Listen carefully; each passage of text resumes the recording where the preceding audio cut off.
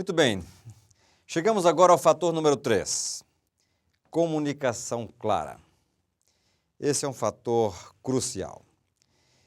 Por melhor que seja o conteúdo do seu sermão, por melhor que seja a pesquisa que você fez do seu sermão, se a comunicação não for clara, se não for transparente para o ouvinte o que você quer comunicar, o seu sermão não vai ser relevante para ele. Você precisa ter em mente alguns princípios gerais da comunicação. Eu consultei também alguns ouvintes sobre o que eles acham da comunicação e da postura do pregador. Vamos ouvir a opinião deles.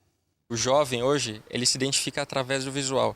O visual do lugar, o visual da palavra, o visual da linguagem que está sendo utilizada, das roupas que as pessoas estão usando. Isso tudo cria a identificação do público com quem está ali na frente levando a palavra. Então, eu acredito que nossa geração é uma geração visual. Recursos são diversos que nós temos hoje disponíveis para isso, e eles devem ser explorados para levar o evangelho cada vez a mais pessoas aí por esse mundo afora.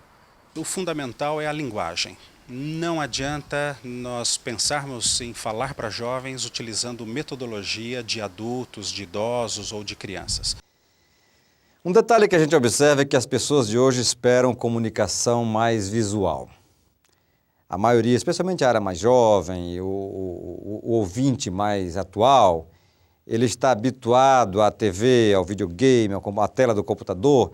Então ele espera também que a pregação tenha alguma coisa mais visual. Você pode fazer um pouco disso com as ilustrações, que as ilustrações pintam quadros na cabeça do ouvinte, mas é importante que você também use de vez em quando algum recurso visual, que seja um videoclipe, que seja uma entrevista ao vivo, pessoas conversando com pessoas, coisas desse tipo. A gente vai ter um bloco em que a gente vai conversar um pouquinho mais sobre esse assunto, mas é importante conservar em mente essa questão do fator visual. Mas eu quero falar sobre um outro detalhe dentro desse tema. Deixa eu lhe perguntar, você tem medo de falar em público? Talvez aqui eu esteja falando com alguns pregadores mais iniciantes. Como é que você lida com esse medo de falar em público? Se por acaso você tem medo de falar em público, eu queria lhe dar algumas notícias boas.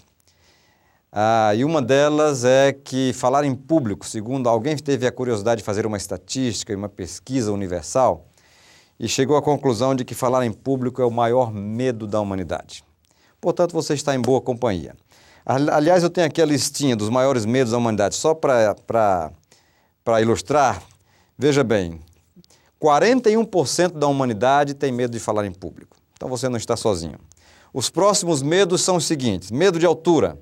32% da humanidade tem medo de altura. Não sei se você se enquadra nessa categoria. Ficar pobre.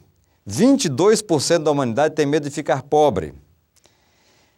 Número 4, doença, o quarto medo da humanidade. 19% das pessoas têm medo de ficar doente. Interessante que o medo seguinte, que é o número 5, é o medo da morte. Aliás, está na mesma categoria, 19% da humanidade tem medo da morte. 18% das pessoas têm medo de andar de avião ou de voar de avião. E o sétimo medo que aparece aqui na lista é o medo da solidão. 14% da humanidade tem medo da solidão. Então veja, medo é uma coisa, é um fator comum ao ser humano. E medo de falar em público é o medo mais comum. Portanto, você está bem acompanhado, você não precisa ficar frustrado porque você tem medo de falar em público. Pelo contrário, se você tem medo de pregar ou de falar em público, isso significa, primeiro, que você é uma pessoa normal, porque a grande maioria tem medo. Isso significa também que você está na companhia dos grandes ou dos maiores oradores e pregadores de todos os tempos. Não tenha medo de fracassar. A única chance de sucesso é correr o risco do fracasso. Ou então você nunca vai tentar, nunca vai fracassar, mas também nunca vai ter sucesso. Eu queria falar um pouquinho para vocês sobre a forma da comunicação. A maioria de vocês pode ter ouvido um pouco sobre isso, mas eu queria somente recapitular para mostrar o efeito disso na pregação. Os elementos da comunicação, como nós sabemos, são o emissor e o receptor, e uma mensagem que vai do emissor para o receptor, e um código que ambos usam para decifrar a mensagem. Tá? Então, os 4 elementos da comunicação seriam emissor, receptor, mensagem e código. Ou seja, o emissor transmite a mensagem, qualquer que seja ela, o conteúdo da comunicação. O receptor recebe a mensagem. A mensagem é o próprio conteúdo e há um código que eles usam para decifrar isso aí. Vamos tentar ilustrar. Nessa apresentação, por exemplo, agora, eu sou o emissor, estou tentando transmitir uma mensagem para vocês. Você que está aí assistindo é o receptor, está recebendo a minha mensagem. E a mensagem sai de mim, emissor, para você, receptor, mas existe um código mental que eu uso baseado na minha experiência, na minha formação educacional, na minha vida. Eu transformo os meus pensamentos em palavras usando esse código mental. Mas quando as minhas palavras chegam em você, receptor, você vai pegar as minhas palavras e vai usar um outro código mental, o seu próprio código mental, baseado na sua experiência de vida, na sua formação educacional, na sua vida em geral. Você vai usar esse código, essas referências que você tem, para transformar as minhas palavras em pensamentos novamente. É assim que acontece a comunicação.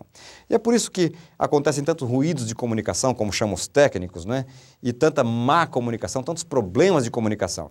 Nada mais é, nada menos do que diferença de código, diferença de interpretação. E o pregador precisa ter isso muito claro na sua cabeça, porque muitas vezes ele está pregando a partir do seu próprio código mental. Mas ele tem na congregação dezenas, centenas e às vezes milhares de códigos mentais diferentes. E isso é um assunto que o pregador precisa ter em mente para ter certeza de que ele vai atingir com eficiência o seu ouvinte. Porque a diferença de código mental bloqueia essa comunicação. Por exemplo, se o meu código mental for totalmente diferente do seu código mental como ouvinte, é possível que essa comunicação fique bloqueada. Portanto, o pregador tem que ser bastante sensível, tem que ter bastante sensibilidade para decifrar ao máximo possível o seu código mental. Deixa eu dar para vocês alguns exemplos de códigos mentais diferentes. Por exemplo, diferença de idade. Isso é um código mental diferente. Imagina um pregador de 60 anos de idade pregando um sermão para adolescentes de 14 ou 15 anos. São dois códigos mentais opostos. Mas o adolescente precisa do pregador idoso.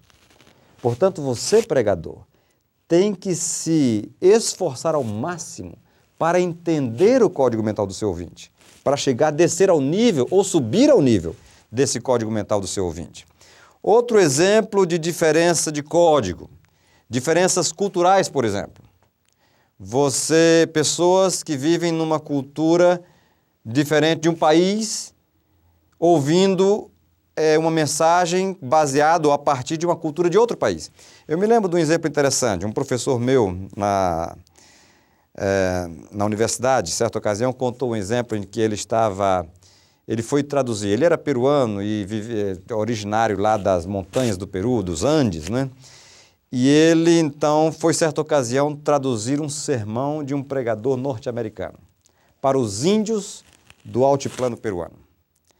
E ele começou com toda boa vontade, tentando fazer aquela tradução, né? Mas ele percebeu que o americano começava a usar exemplos que o índio peruano nunca tinha ouvido. Falava de computador, por exemplo, nas suas ilustrações, e o índio não sabia o que era computador. Falava até de alimentos que o americano está acostumado, como esse alimento, como o McDonald's, ou o hambúrguer, etc. E os índios não entendem nada disso. E o pobre do tradutor, o meu professor, fazia aquele esforço enorme para tentar adaptar e aproximar esses dois códigos mentais. Até que chegou um ponto, ele disse para a gente, olha, eu não consegui mais. E aí eu comecei a pregar um outro sermão que eu tinha de cabeça. O americano falava uma coisa e eu estava pregando outro sermão. Era um problema, porque às vezes o americano contava uma coisa engraçada e os índios estavam sérios. E às vezes eu dizia uma coisa um pouco engraçada, os índios começavam a rir e o americano me perguntava por que o pessoal estava rindo. É apenas para ilustrar para você como é que funciona essa questão do código mental cultural. Outro exemplo, diferenças sociais. Pessoas que vivem numa camada da sociedade ao se comunicarem com pessoas de outra camada da sociedade. Isso você tem em toda a igreja. Você tem o empresário, você tem o executivo, você tem o professor universitário na sua igreja, mas você tem a pessoa simples também, que não teve tanta formação cultural. Eles estão ambos na sua congregação. E o pregador tem que fazer um esforço enorme para atingir esses dois códigos mentais, falando com a maior clareza possível. Há um outro muito delicado, uma diferença de código mental muito delicada.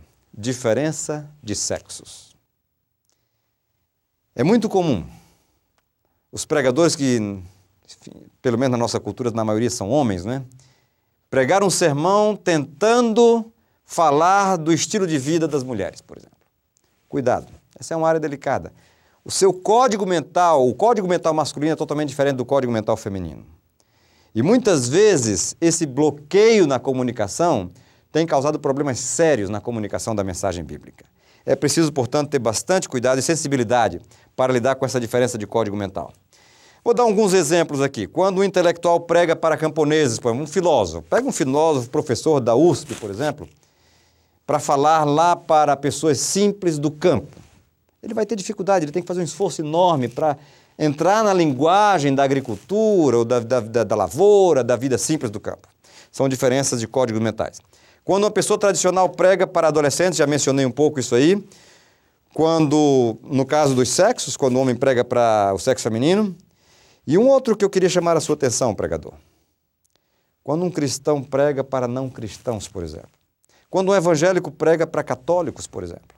Muitas vezes nós temos como evangélicos todo um jargão igrejeiro, que às vezes não é claro para um ouvinte que vem de outra religião ou de outra cultura religiosa. Pregador, esse é o seu desafio. Para tornar a pregação relevante, você tem que tornar a sua comunicação tão clara que o maior número possível de códigos mentais consiga decifrar aquela mensagem que você pretende apresentar. Outros conselhos práticos são que você nunca fale sobre temas que são desconhecidos para você, tá? O pregador sempre deve começar a mensagem ou falar sobre coisas que ele conhece. Se você quer falar sobre uma coisa que você não conhece, você precisa estudar bastante, se aprofundar um pouco mais, tá? Mesmo doutrinas da Bíblia, como profecias, ou temas doutrinários mais difíceis, você precisa estudar, você tem a responsabilidade de tornar esse tema relevante para a sua congregação. E o que isso nos diz, então, em termos de pregação relevante? O pregador precisa estar sempre se atualizando. Precisa conhecer ao máximo os seus ouvintes. Precisa se aproximar dos seus ouvintes, conviver com ele um pouco, conversar com o ouvinte, ouvir as suas necessidades, ouvir as suas preocupações, o seu drama. E isso vai afinar o código mental do pregador para que ele saiba como apresentar a sua mensagem de maneira a ser decifrada por diferentes ouvintes da congregação.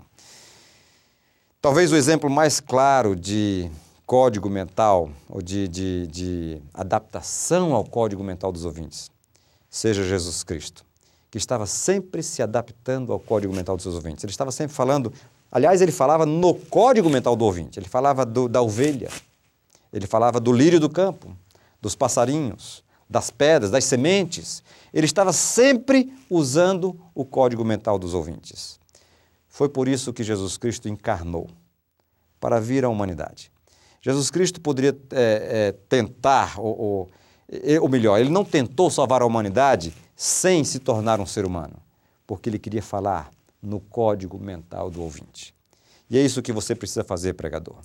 Você precisa encarnar. Você precisa sair de si mesmo e encarnar no dia a dia e na vida do ouvinte. Essa encarnação, essa aproximação do ouvinte é que vai dar a você condições de conhecer o código mental deles e vai tornar a sua pregação mais poderosa e mais relevante. No próximo bloco, nós vamos conversar um pouquinho sobre a estrutura do sermão.